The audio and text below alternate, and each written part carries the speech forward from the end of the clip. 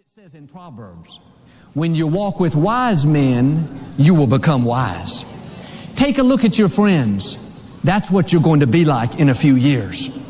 If your friends are winners, leaders, givers, successful, if they have a spirit of excellence, integrity, positive, motivated, then those good qualities are going to rub off on you. When you're with them, you're investing your time. They're making you better. But if you hang out with people that are sloppy, undisciplined, unmotivated, not going anywhere, let me give you some great advice. Find some new friends. You cannot become who God created you to be hanging out with them. And they may be a good person. They may have a good heart, but your destiny is too great. Your assignment too important. Your time too valuable to let them drag you down. And some people, the only thing that's keeping them from a new level of their destiny is wrong friendships. You cannot hang out with chickens and expect to soar like an eagle. You don't have to make some big announcement and go tell them, hey man, I'm cutting you off. Joel said to get rid of you. No. Do me a favor and leave my name out of this, but you can just gradually spend less and less time with them. Well, Joel, what if I hurt their feelings? What if they keep you from your destiny? I heard about a lady that was reevaluating her friendships. Her answering machine said, I'm sorry I missed your call. I'm making some changes in my life.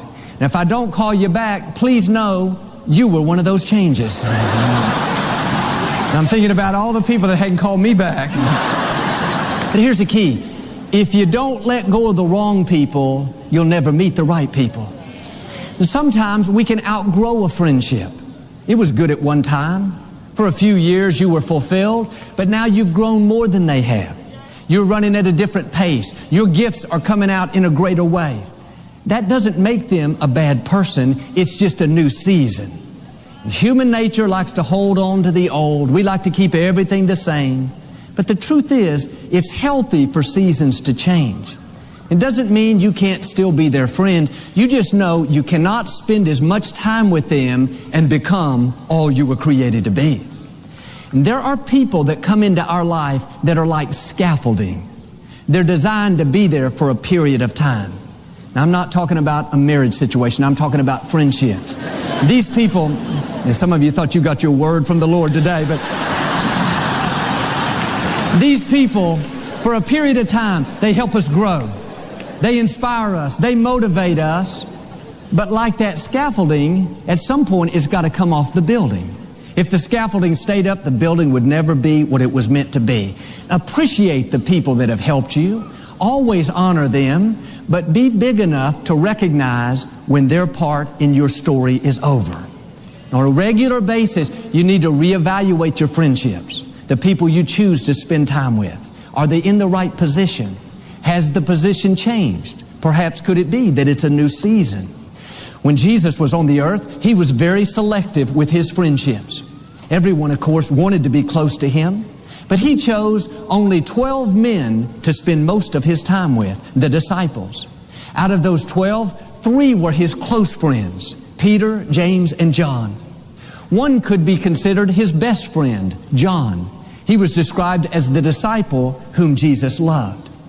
You may know a lot of people, have a bunch of acquaintances, but you have to be careful who you allow in your inner circle. You can't have 20 best friends. The higher you go, the more successful you are, the tighter your circle needs to become. And you may have 20 people you call friends, and that's great. But the 2 or 3 you choose to be close to you, you need to make sure they are 100% for you. They believe in you. They stick up for you. They're with you through thick and thin. It could be that you're not seeing God's best because your team is weak. You're investing valuable time in people that were never supposed to be a part of your inner circle. You have to evaluate your friendships. Get the right people in the right positions. If your team is weak, you're going to be weak.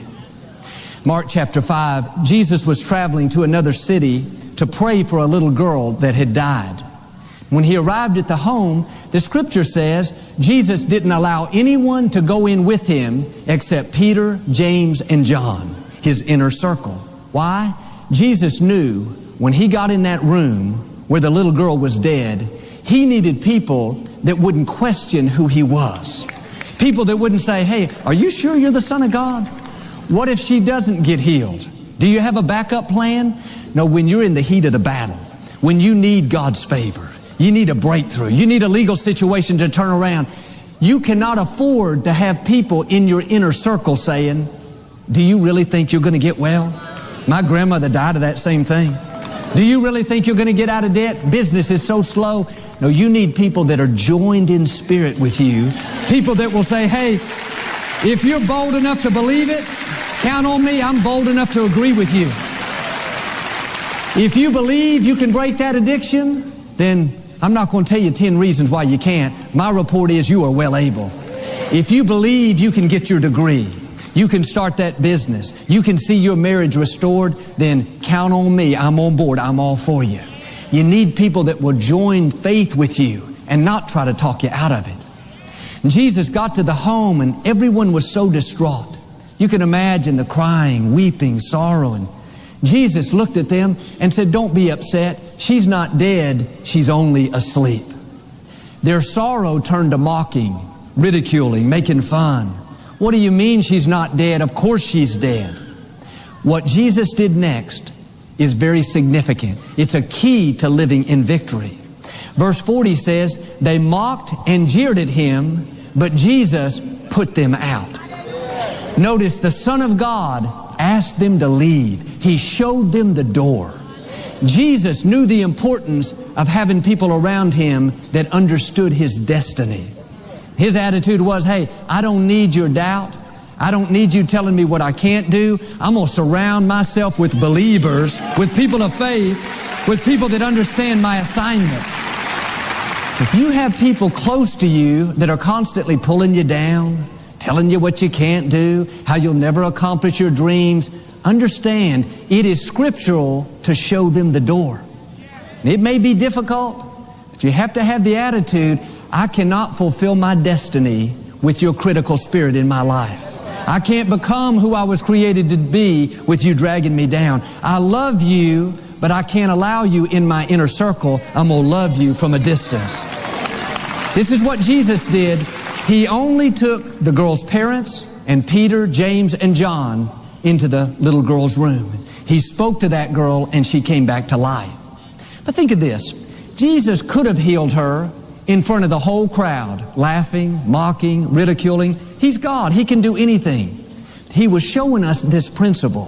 Who you have in your inner circle is extremely important.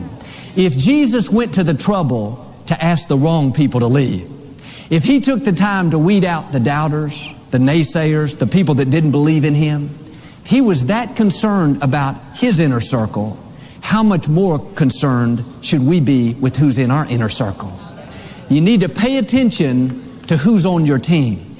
Who's speaking into your life? Who are you giving your time and attention to?